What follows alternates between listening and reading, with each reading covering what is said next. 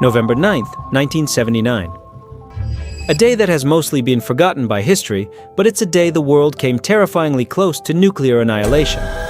It all started with a phone call in the dead of night.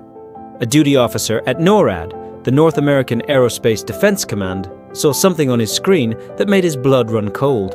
It wasn't just a few stray blips, it was a full-scale Soviet missile launch. Hundreds, then thousands, of missiles were screaming toward the United States. Immediately, the alert protocols kicked into high gear.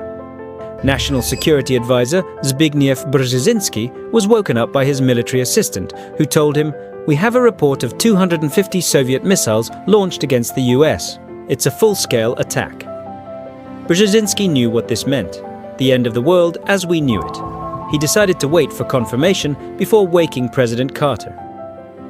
He didn't want to wake his wife either. He thought they should both die in their sleep. The system was designed for speed. There was only a handful of minutes to verify the attack and launch a counterstrike before American cities were vaporized. Jet fighters scrambled into the air and bomber crews raced to their planes, engines roaring to life.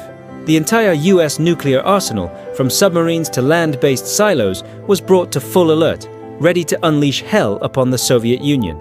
The world held its breath, just a few button presses away from Armageddon.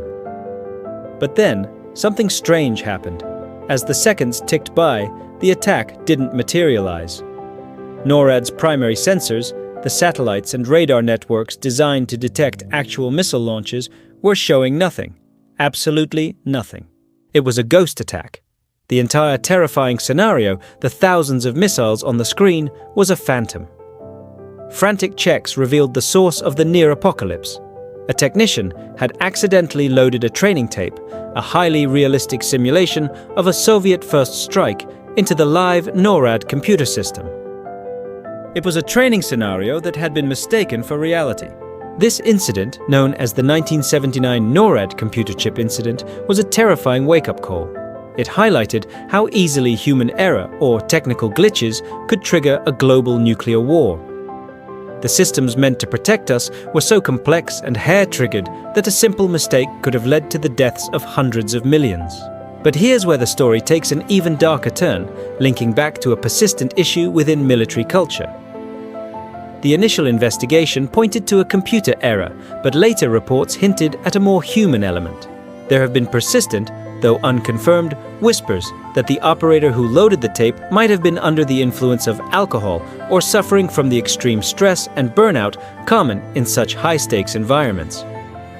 We know that high-pressure jobs, especially in the military, can lead to serious coping issues, including substance misuse. A culture of toxic leadership, where personnel are overworked and afraid to report fatigue or mental health struggles, creates the perfect storm for catastrophic errors. Whether it was a technical glitch or a human failing exacerbated by a difficult environment, the incident on November 9, 1979, was a stark reminder. It showed us that the greatest threat might not be an enemy missile, but the fragility of our own systems and the people who run them. The world was saved not by technology, but by the calm heads who waited for confirmation. It's a chilling lesson we should never forget. Thanks for watching, and if you found this piece of hidden history interesting, be sure to like and subscribe for more.